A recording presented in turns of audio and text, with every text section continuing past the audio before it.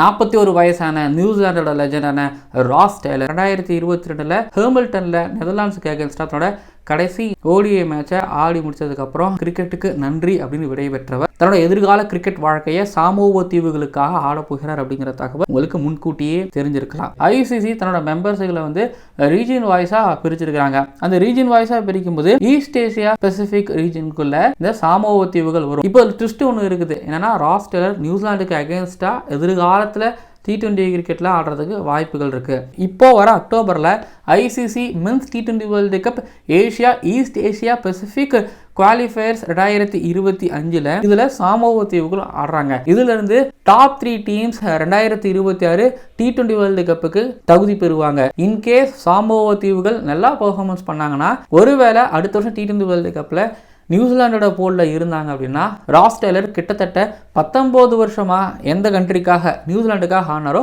அவங்கள எதிர்த்து ஆடுறதுக்கு வாய்ப்புகள் இருந்துகிட்டு இருக்கு. ஜோ பவுன்ஸ் போயிட்டு இத்தாலியை T20 வேர்ல்டு கப் 2026க்கு அழைச்சிட்டு வந்தார்.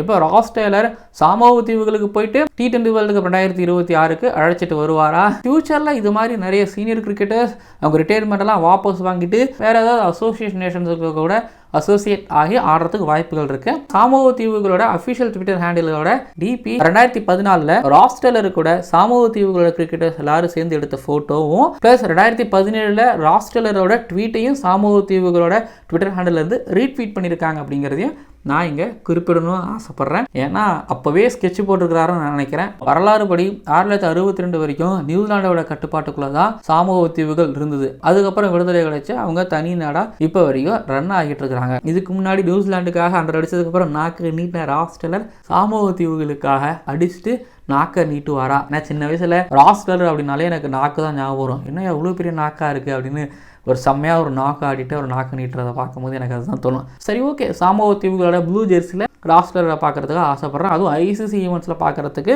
ஆசைப்பட்றேன்.